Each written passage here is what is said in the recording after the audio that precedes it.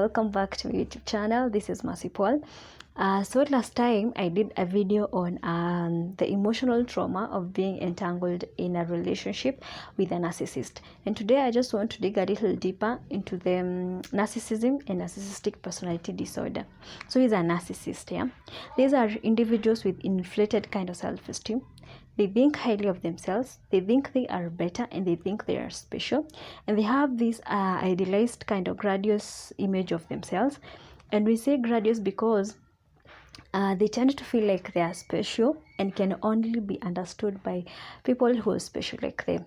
They are in love with themselves, like they have they tend to feel like, they are better than everyone else. So they tend also to seek special favors and special treatment, and in most cases when they don't receive them, they are very angry. And these are people, most of the time you'll find them with anger issues, something like that.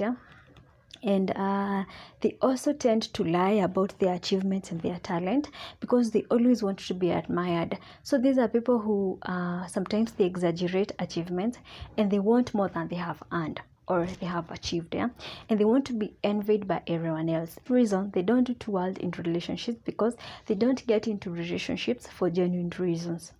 They want to be envied. They want the coolest circle of friends, the ones that work on a swag and all, for people to admire them, for people to envy them. They also don't get into relationships for genuine reasons, love and all that. It's because you're either reinforcing their ego or you're giving that person that attention they want.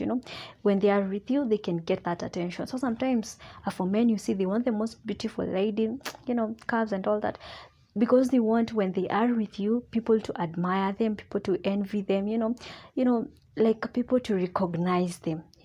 Or either they could be with you because they want you to reinforce to their ego. That's why anytime you're dating a narcissist, we say you are a supply to the narcissist, because they're not there for genuine reasons. They are there because they can get something in return.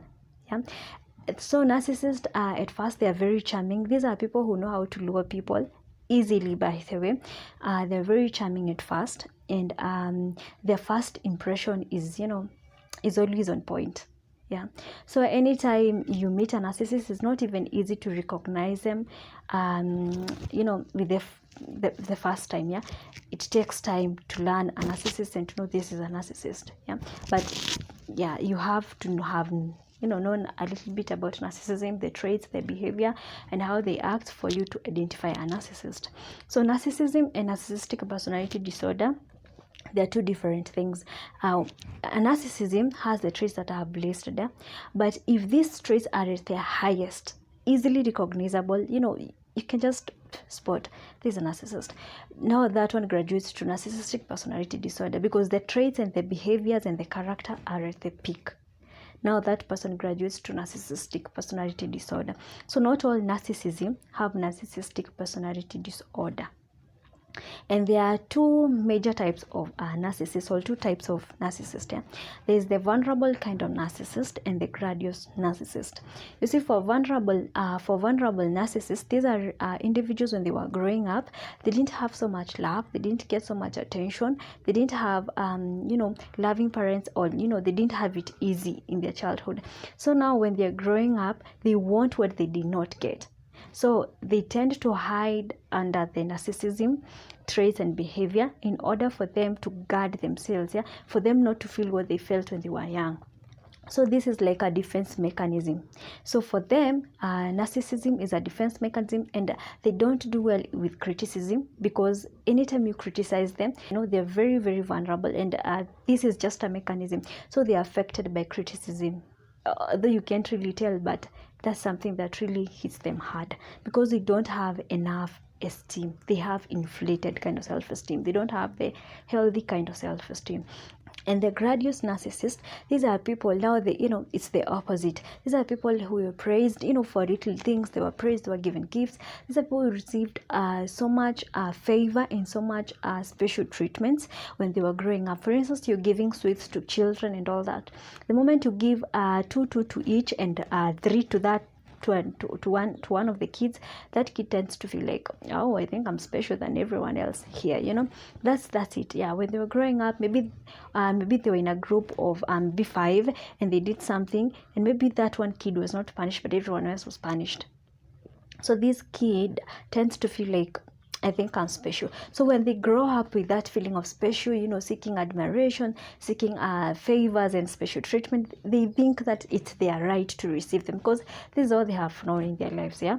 So the causes of narcissist and narcissistic personality disorder is not really known, but it is associated with like childhood, the skills the parents used to bring up the children. Those skills, if you try to give special favors and treatments to your kids like too much, you know, than the necessary, yeah?